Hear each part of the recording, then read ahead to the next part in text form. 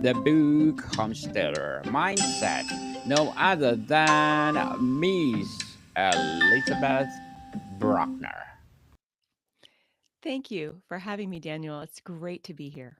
Welcome to Book 101, Miss Elizabeth. And can you please introduce more about yourself? Absolutely. My name is Elizabeth Bruckner.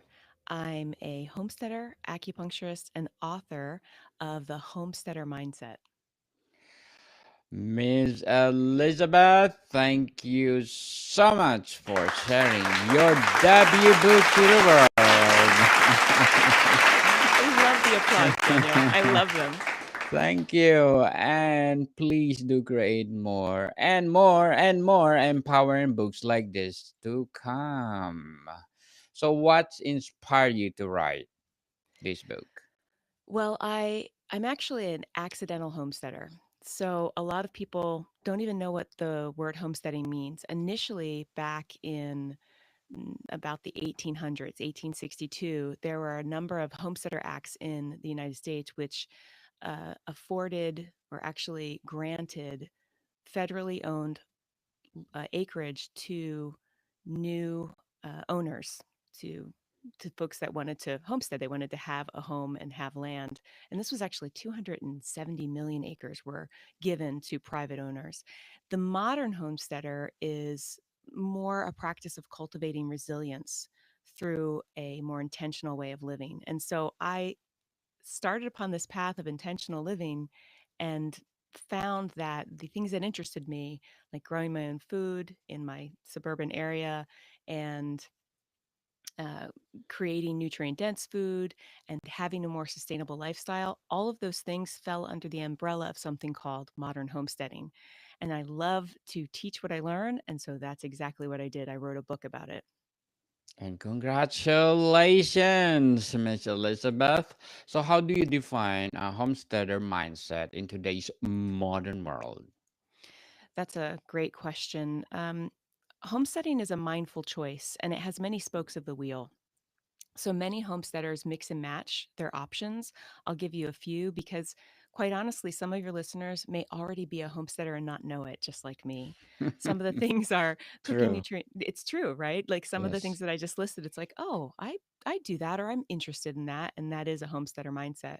Cooking nutrient dense food, learning to ferment vegetables and dairy products. That was kind of my beginner dabble in homesteading, using traditional methods to cook foods like tossing away your microwave, getting out of those drive throughs and creating fast foods at your home. And in the pandemic, a lot of people started baking with sourdough bread. That's one of the spokes of the wheel of homesteading, growing food on your land, as we mentioned before, using glass containers over plastic. That's a big one. Composting your kitchen scraps, reducing waste. All of these things are things that are part of the modern homesteading, even using healing herbs in your kitchen. So, if you create a honey garlic recipe, like just a fermentation, that's a great cold and flu healing herb. It's a dual action. And so, these are things that you might already be doing and not realizing that you actually are a homesteader, which Homesteader. yeah, which brings more connection to your community and to yourself and to your spirit. So, Miss Elizabeth, do you believe anyone can adopt the homesteader lifestyle even in urban or suburban areas? That is a great question, Daniel. See, this is why you're so good at this because you have really good questions. Thank you so Yes, much. you're welcome. Yes, it's very possible to have a homesteader mindset or even a homestead in any area. In my book, I talk about three particular areas: the urban area, the suburban area, which is where I am homesteading currently, and then the rural area where there's people with lots of land. And each one has different ways that you can create a homestead. And it's not difficult as long as you keep it very simple and you learn from those that went before you. So there's a person in Los Angeles that lives on a tiny postage stamp in in the heart of Los Angeles that's growing enough food for five families. Now, that's not what I do. I'm not quite as intense as this person, but the part of gardening and edible landscaping was what interested them. And so they're able to do it in a very urban area. Great. I hope people will read your book, and to be a home style. So, what are the core principles behind building a sustainable life according to your book? There are a number of core principles. I think that the most important thing is deciding how you're going to start a homesteader mindset. So, a lot of times people will say they're really overwhelmed, and my book makes it very simple yet very inspiring. So, a lot of readers will read this book and go, you know what, I just started a windowsill garden, and I had no idea I could do that because I live in an apartment. And another will say, I've started thinking of different ways that I can create food for my rabbits. Like I can grow food for my rabbits and just creating these closed loops. Have you ever heard of the word closed loop before in gardening or in sustainable living? For your Not yet. listener, Not okay, for your yet. Please listeners that do enlighten us, Miss Elizabeth. thank you, Daniel. For those that don't know, a closed loop means everything that comes into your loop stays in your loop. So I'll give you an example. When I create a veggie juice from the carrots in my garden, I'll then take the scraps from the garden and I'll put them into my compost. So that's close that loop. That compost will then be fertilizer for my garden to grow more carrots. So the loop continues. The loop continues. And you look Nice. for ways to have stacking functions in all the things that you do. Like, how can I make everything that I do in my life um, work better and more efficiently? And one of the ways that carrots could work better is you grow them. They're less cost, they're nutrients to your body, but then they're going to also become compost. It's going to become a fertilizer for you. So, in terms of the three principles for homesteading, in terms of getting the homesteader mindset, I recommend picking a corner, immersing yourself in found time, and making homesteading a priority. And that can be really simple. So, when you think about picking a corner, just take a little daydream, 5 minutes, set the timer, write for 5 minutes about what you love about homesteading or the ideal homestead for you, and take one habit in that. So maybe it's, I want to make cheese from raw milk. How do I do that?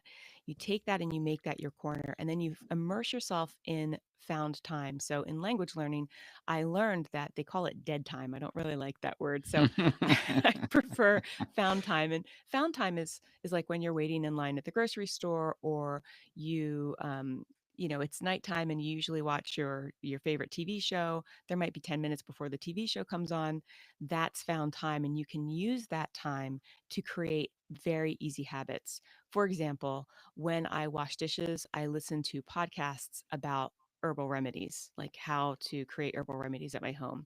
And that's called a habit stack. I do that habit at the same time that I'm doing another habit that happens every day. Another idea of that is habit chain. So after my morning veggie juice, I will then take my veggie scraps and put them into the compost. That's a habit chain. And then making the homesteading a priority. A lot of people think, oh, I need to have like an hour or 2 hours a day to devote to my priority. That's not true. If you have 5 minutes, you can build on those small successes. You do 5 minutes of that thing that's very important, and then do all the other things in your life. And eventually that 5 minutes will grow and it'll become a lifestyle change for you. Certainly. A routine, people. There is Yes. already consistency of what you're doing. So, Miss Elizabeth, how can someone begin their homesteading journey without land or a traditional farm? Ah, Daniel, that's a good question because I hear it a lot, especially in the suburbs, Yes, especially in Southern California, because people cannot afford land in, in Southern true. California and they're often sharing an apartment with others. So if you don't have land, there's a few options for you. The first I recommend is doing a windowsill garden, just starting to grow a few very easy things that do well with low light in your, so you can get used to what it's like to have good soil and what it's like to I tend to, when I first started, I loved my plants too much and I would water them so much they would die. And I never understood why. So you have to learn how to True. feel the water's moisture and stuff. A second way that you can do it, which people don't even realize, is you can borrow land from others. So when I lived in San Francisco, which is a highly populated city, there were lots of plots of land that people were doing nothing with. And yes, you can also buy a community plot and you have to wait in line for a community community garden, or you can knock on your neighbor's door and say, "Hey, I noticed you have this land and just little tiny bit of land. I can make it a really pretty garden, and then we can share the produce. What do you say?" And so that's another way that in an urban setting you can get land for free. All you're It's doing is true. sharing your produce. And people with really sad looking yards, they don't want yards that are very sad. They want happy yards. They just probably don't have time. And so if someone came and said, I can make your yard beautiful and I can provide you some food, that's a great way to build community and also do homesteading that's not expensive. Totally agree, Miss Elizabeth. So, what are the some common misconceptions about homesteading that you address in the book? Yeah, there are three big myths actually. And these are the myths, these are the common misconceptions that I hear a great deal. The three are I don't have time, I don't have enough money, and it's too complicated. I hear that all the time. And I've heard that in many aspects of my life. When I started learning languages, I heard the same thing. And so I always think about, like, well, can we bust those myths? Can we make it possible for those myths not to exist? We talked a little bit about I don't have time. You can utilize found time. And I'll tell you, that's how I learned languages and that's how I learned how to homestead. Anytime that I had free time, I was using it to have fun in the homesteading mindset project. In terms of I don't have enough money, homesteading is actually it can be quite frugal. So when you're growing your own food, it costs a lot less to use seeds than it does to buy the food at the market or the farmer's market. And then you're doing a lot of upcycling as well. For instance, I make homemade vinegar from fruit scraps. So I'll have like apple scraps or just the peels of grapefruit are in my vinegar jars right now. And I ferment them into vinegar. It's very simple. It takes maybe 2 seconds, maybe 2 to 5 seconds every day to just stir it, and in a month I have vinegar that I can use for cleaning. Then I put a little bit of essential oils on it and in it, and now I have a non-toxic cleaning vinegar that costs me pennies on the dollar. Whereas if you go to a store and you get the fancy bottle with the happy beautiful lavender and the the artistic design on the label, that's a good $7 or $8 bottle. So often I'll make the cleaning vinegar and I'll shake it in front of my husband and say, I just saved you $8. And then he needs to give me that applause track is what I really need. But that's another way that you can save money. And then community shares we talked about. Season, every kumquat season, I get enough kumquats to feed a family of four. And that's from my neighbor, Sharon, who's also my friend. And I noticed that she had a kumquat tree. And I said, listen, whenever you have extra. And so she constantly shares that with me. So I know how to receive, but I also know how to give freely. So for me, and Sharon, I gave her kefir grains, which can be $15 to buy kefir grains, and then I taught her how to ferment raw milk, and she's super happy. So that's another way that you can save money. And then positive change is too complicated. This is really, I think, the crux of the problem with people that want to make positive change, but they're not quite sure how. And the book addresses this, and it shows you step by step how to keep it simple, how to practice frivolous joy so that your motivation level is high, and how to fill up your self care cup. Because when you find joy in what you're doing and you make it fun, it'll pique your curiosity. It'll create small successes that will turn into incredibly big successes. And quite honestly, daydreaming about stuff that's going to bring you joy, that's absolutely free. Definitely give and take, people. All Just right, like applause again. Love it. congratulations, Miss Elizabeth, for doing this, and of course your books itself. So, how does self-sufficiency tie into a mental and emotional well-being? That's a great question. Is there a connection between homesteading and mental health? I would say absolutely yes. When we are dealing with homesteading and mental health, a lot of times uh, modern day humans are dealing with a great deal of outside stress because we're not living in the regular routine. The modern world is not normal. It's not normal to not wake up when the sun comes up and go to sleep when the sun goes down. It's not normal to not get appropriate sleep or nutrition. All of these things can add up to anxiety, stress related illnesses, insomnia, depression. And in my acupuncture practice, that's what I focus on, is helping people have holistic health. Not just my back pain doesn't hurt anymore, but also I'm sleeping like a baby and I'm no longer depressed or anxious. And there are two things that a wise person has often told me. The antidote, I always say anecdote, which is not, that's not the word. It's the antidote to anxiety is action, and the antidote to hopelessness is gratitude. And you get both in homesteading. So there's a little bit of a self empowerment when you are stepping out of big box companies, big pharma, big ag, big food companies, and you're saying, I'm going to take care of this beautiful body that I have and the body of others in my family. I'm going to do that by creating nutrient dense food. That's empowering. That's like a little step in the direct of hopefulness. And then just taking any kind of action. There's a study that was done on people with hobbies that use their hands. So people that make crafts, people that raise livestock, people that cook, people that build things. Those folks that have a habit or a hobby of using their hands actually have a higher contentment level in their lives. They're happier people because of it. And homesteading does that naturally. And then lastly, it gets you moving your body. When you move your body, your mood stabilize, you get an endorphin release, you get good stuff. You're moving your body a lot when you're homesteading, which is just a fantastic bonus. Certainly. So, Miss Elizabeth, what will be your advice for those people out there who want to be a homesteader mindset? Oh, well, firstly, come to my website, buy the book on Amazon. I have a free gift for everyone. It's a habit tracker to help you keep it really simple, but also build on the successes. And you can get that at createwellnessproject.com/gift, GIFT. And if you can't afford the Homesteader Mindset book, you can get it in libraries. So uh, go to your local library and ask them to order it.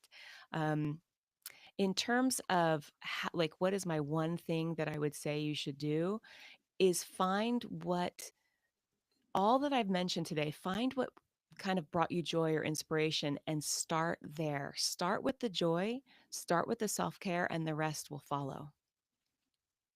Thank you for your advice, Miss Elizabeth. And what will be your short term and long term goals in writing?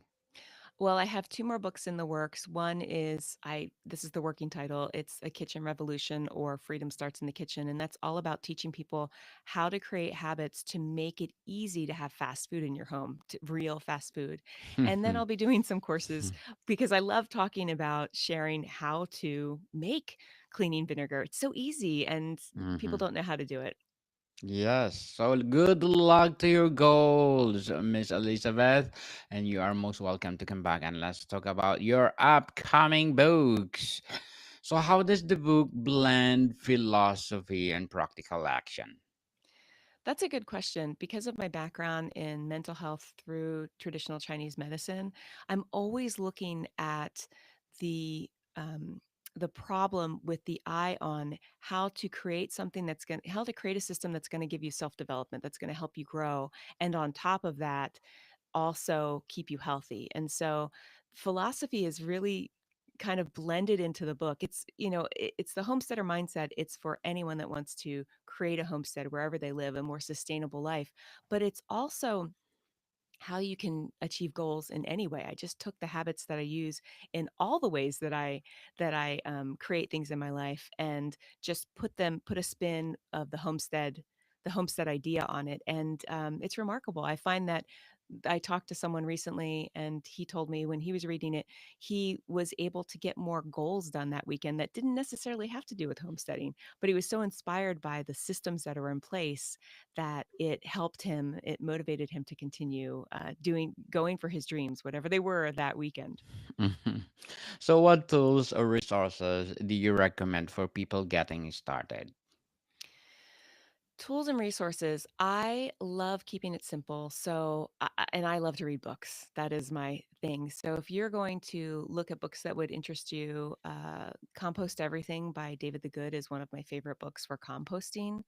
Um, I also love using YouTube. There are a few channels that are really quite amazing. Mary's Nest teaches you easy, simple cooking skills. Bumblebee Apothecary is another YouTube channel that teaches you home. She's got a homesteading channel, and she also has a channel on creating nutrient dense food, especially through the Weston A. Price Foundation model. Um, there's podcasts that are really great, like Wise Traditions podcast is great. And these tools don't cost you much money. You don't really need much to get started. The most important thing you need to get started is just the willingness to suspend belief that you do have enough time, you do have enough money, and it's not that complicated. True, people, and stop procrastinating. Do it. Just do it. Just do it. So, Miss Elizabeth, before we wrap up our discussion for today, I'm inviting you to please do listen to my other podcast, Mental Health 101, in its first season, people, first season with Mr. Jim Mick Smith. Please do listen to our latest episode. We are talking about, of course, mental health awareness. So please do listen Mental Health 101 wherever you listen your podcast. So, Miss Elizabeth, if there's one key takeaway you want readers to remember, what would it be? The takeaway that I think all readers and listeners can bring away from this book is self-care will make the world a better place. If you practice self-care religiously, you will be in a better position to create amazing things in your life. Amazing things, people. So please support Miss Elizabeth. Miss Elizabeth, Love thank this you book. so much for sharing your knowledge to the world. So, can you please invite our listeners to support your book? Thank you, Daniel. You can go anywhere on Amazon. It's available on Amazon or anywhere that you can purchase books. And you can come to my website for your free gift, the Habit Tracker, and that is can be found at www.createwellnessproject.com/gift. And thank you so much for having me on today. I really appreciate it.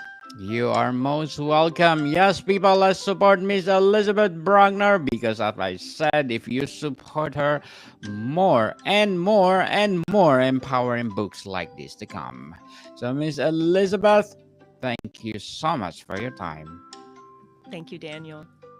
More to come, people. See you soon.